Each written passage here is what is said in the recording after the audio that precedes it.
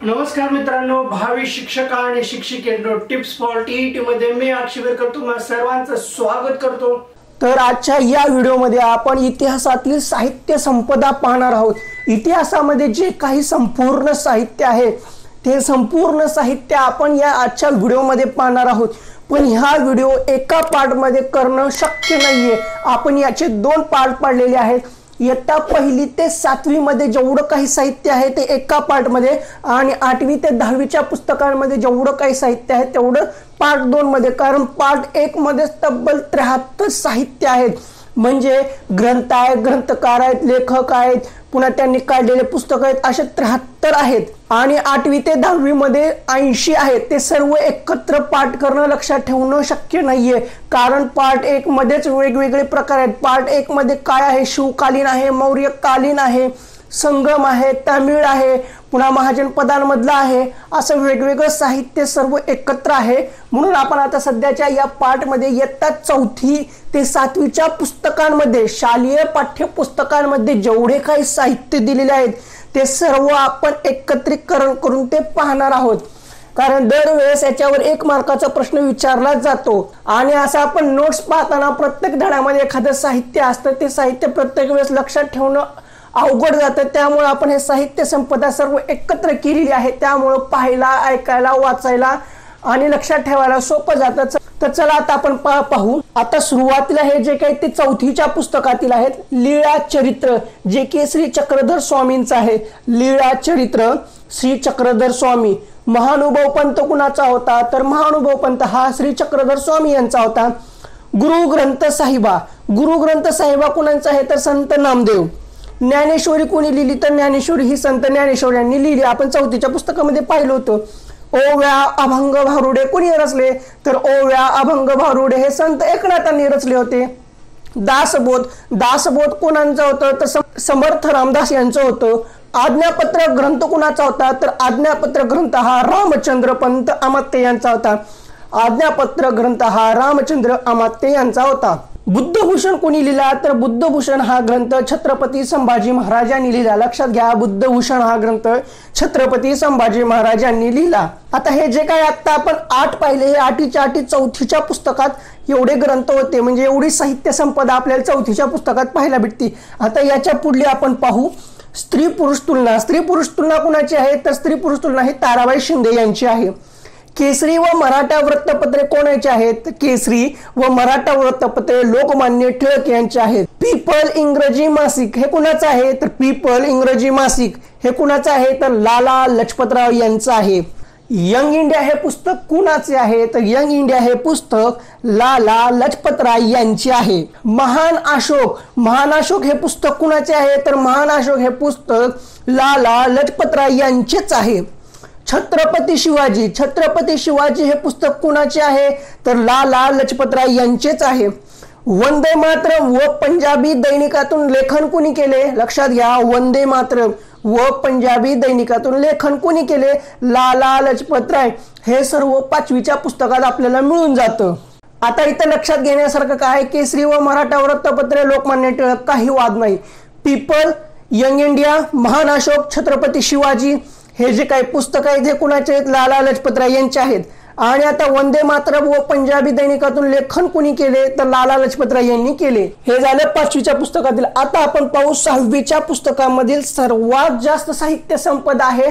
या 6वीच्या पुस्तकामध्ये खूप ग्रंथ आहेत, वेगवेगळे ग्रंथ आहेत, लक्षात ठेवायला सुद्धा अवघड आहेत आणि वेगवेगळे नावं सुद्धा आहेत जे की आपण आतापर्यंत ऐकले नाहीत। तर पहिला आहे त्रिरत्ने। त्रिरत्ने कुणाचे आहे, वर्धमान महावीर यांचे। आपण पहिला आहे त्रिरत्ने, वर्धमान महावीर। पंचमहावृत्ती कुणाचे आहेत, पंचमहावृत्ती हे वर्धमान महावीराचे आहेत।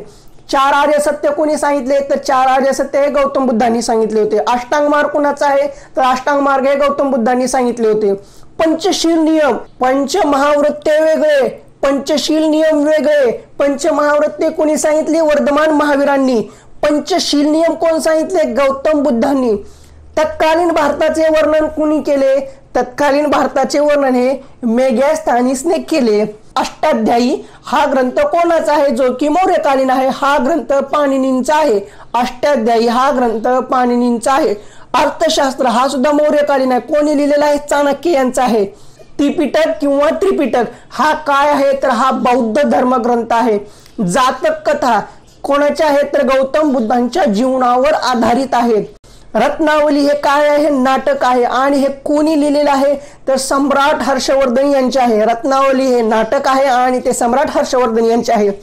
नानानंद सुद्धा नाटक आहे आणि ते सम्राट हर्षवर्धन यांचं आहे।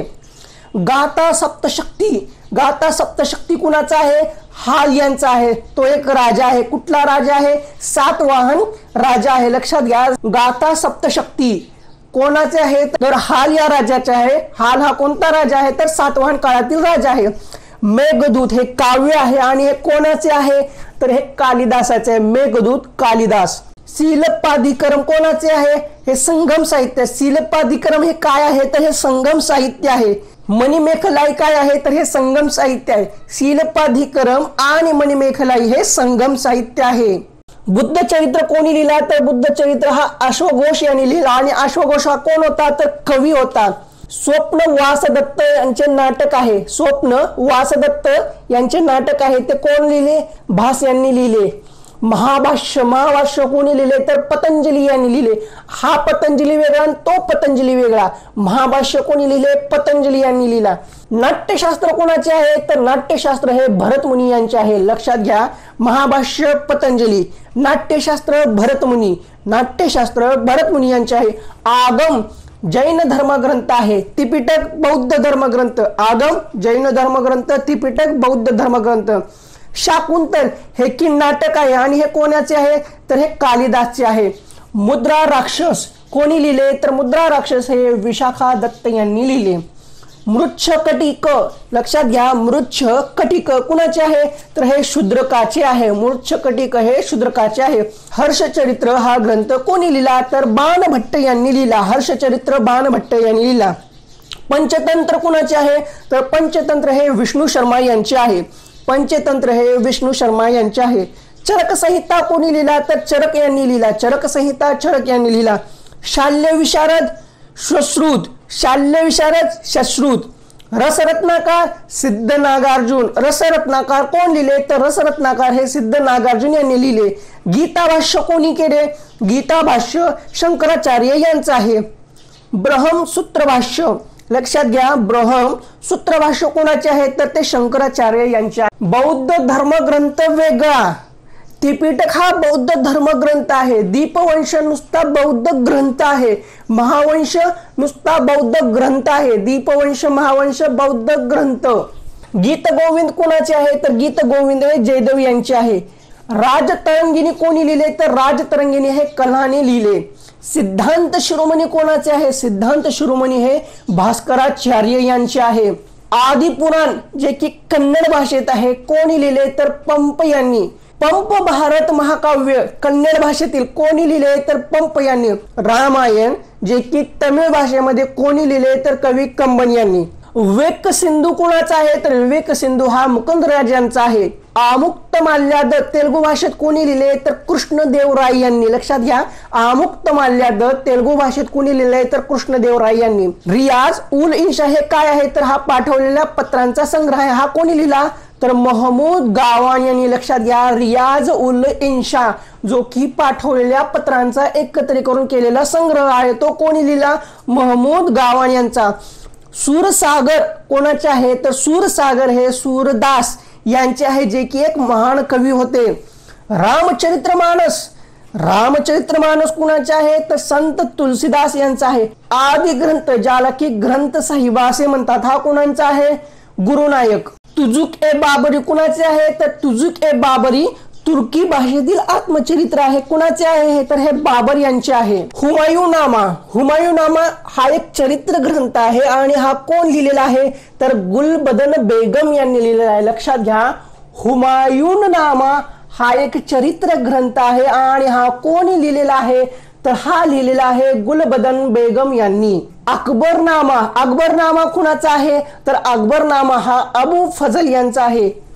लक्षात घ्या हुमायूननामा चरित्र ग्रंथ लिहिला कोण गुलबदन बेगम यांनी। अकबरनामा लिहिला कोण अबू फजल यांनी। आईने अकबरी लिहिला कोण अबू फजल यांनी, अबू फजलचे दोन आहेत, अकबरनामा आणि आईन ए अकबरी, हे दोन्ही अबू फजल यांनी लिहिलेले आहेत. उपनिषदांचे फारसीत भाषांतर कोणी केले लक्षात घ्या. जे काही उपनिषदे आहेत त्या उपनिषदांची फारसीमध्ये भाषांतर कोणी केले तर दार शुकोह यांनी केले, जो की शहाजहानचा मुलगा होता. उपनिषदांचे फारसीत भाषांतर दार शुकोह यांनी केले, जो की शहाजहानचा मुलगा होता. आता पद्मावत कोणी लिहिले तर पद्मावत हे मलिक मोहम्मद जायसी यांचे आहे. पद्मावत हे जलीद मोहम्मद जायसी यांचे आहे. भावार्थ दीपिका, ज्याला की ज्ञानेश्वरी असे सुद्धा म्हणतात, हे कोणाचे आहे तर संत ज्ञानेश्वर यांचे. अमृतानुभव संत ज्ञानेश्वर, भावार्थ दीपिका ज्ञानेश्वरी संत ज्ञानेश्वर, अमृतानुभव संत ज्ञानेश्वर. शिवरायांवर दीर्घ कविता कोणी केल्या तर शिवरायांवर दीर्घ कविता ह्या रवींद्रनाथ टागोर यांनी केल्या. लक्षात घ्या, शिवरायांवर दीर्घ कविता कोणी केल्या तर रवींद्रनाथ टागोर यांनी केल्या. Shivaji and his times, Shivaji and his times कोणी लिहिलं तर सर जदुनाथ सरकार यांचं आहे. शिवाजी अँड हिज टाइम हे कोणाचे आहे तर सर जदुनाथ सरकार यांचे आहे. On the Origin of species first, लक्षात घ्या, on the Origin of species पहिला ग्रंथ चार्ल्स डार्विन यांचा आहे. चार्ल्स डार्विन यांचा पहिला ग्रंथ कोणता On the Origin of Species. आणि आता चार्ल्स डार्विन यांचा दुसरा ग्रंथ कुठला आहे The Descent of Man. The Descent of Man हा चार्ल्स डार्विन यांचा. चार्ल्स डार्विन यांचे दोन ग्रंथ आहेत, कुठले, पहिला On the Origin of Species आणि दुसरा द डिसेंट ऑफ मॅन हा दुसरा ग्रंथ आहे. आता आपण जेवढे काही ग्रंथ पाहिले ते सर्व इयत्ता 4थी ते 7वीच्या पुस्तकातले होते. या पुस्तकाच्या बाहेरचा एकही ग्रंथ घेतला नाही, या पुस्तकाच्या बाहेरचा एकही शब्द घेतले नाही.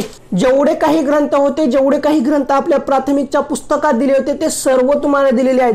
4थी, 5वी, 6वी, 7वी अशा 4 पुस्तकांमध्ये मिळून हे 73 ग्रंथ आहेत.